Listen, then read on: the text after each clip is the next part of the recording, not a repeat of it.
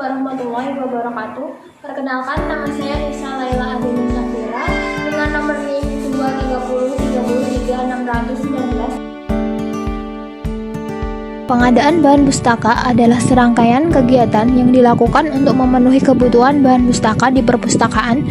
Kegiatan ini meliputi perencanaan, pemilihan, pemesanan, pembelian, penerimaan, dan pengelolaan bahan pustaka. Tujuan pengadaan bahan pustaka ada 3. Yang pertama, memenuhi kebutuhan informasi pengguna perpustakaan. Yang kedua, mengembangkan koleksi bahan pustaka yang berkualitas dan sesuai dengan kebutuhan pengguna. Dan yang ketiga, mendukung penyelenggaraan layanan perpustakaan yang optimal.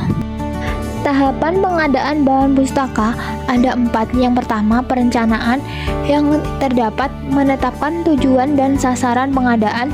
Yang kedua, melakukan analisis kebutuhan pengguna. Yang ketiga, menyusun anggaran pengadaan. Yang keempat, memilih metode pengadaan. Tahapan yang kedua, pemilihan bahan pustaka yang meliputi menentukan sumber informasi bahan pustaka, melakukan evaluasi bahan pustaka, memilih bahan pustaka yang sesuai dengan kebutuhan pengguna dan anggaran, dan tahapan ketiga, pemesanan dan pembelian yang meliputi melakukan pemesanan bahan pustaka kepada vendor, memproses pembayaran, memantau proses pengiriman bahan pustaka.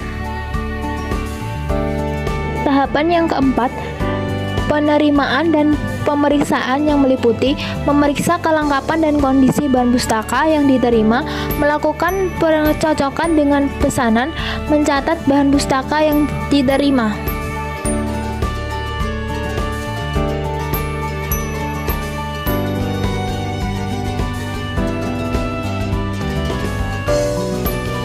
Pengolahan bahan pustaka adalah serangkaian kegiatan yang dilakukan untuk mengorganisir dan mengendalikan koleksi bahan pustaka di perpustakaan. Kegiatan ini bertujuan untuk memudahkan penelusuran bahan pustaka oleh pengguna, membantu dalam pengendalian koleksi bahan pustaka, dan meningkatkan efisiensi layanan perpustakaan. Tahapan pengelolaan bahan pustaka ada 5. Yang pertama, inventarisasi, yaitu memberikan nomor urut pada setiap bahan pustaka, mencatat informasi bahan pustaka seperti judul, pengarang, penerbit, tahun terbit, ISBN, dan harga, dan digunakan untuk mengontrol koleksi bahan pustaka dan memudahkan proses peminjaman dan pengembalian.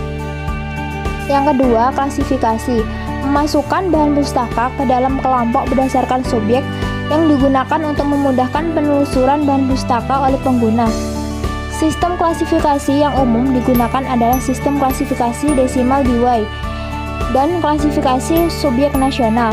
Yang ketiga, pengatalogan, membuat catatan bibliografi bahan pustaka yang berisi informasi lengkap tentang bahan pustaka seperti judul, pengarang, penerbit, tahun terbit, subjek, lokasi penyimpanan, dan ringkasan isi, yang digunakan untuk memudahkan penelusuran bahan pustaka oleh pengguna melalui katalog perpustakaan.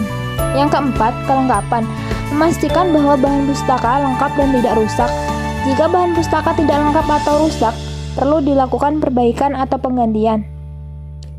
Yang terakhir, shelving, menyimpan bahan pustaka di rak perpustakaan.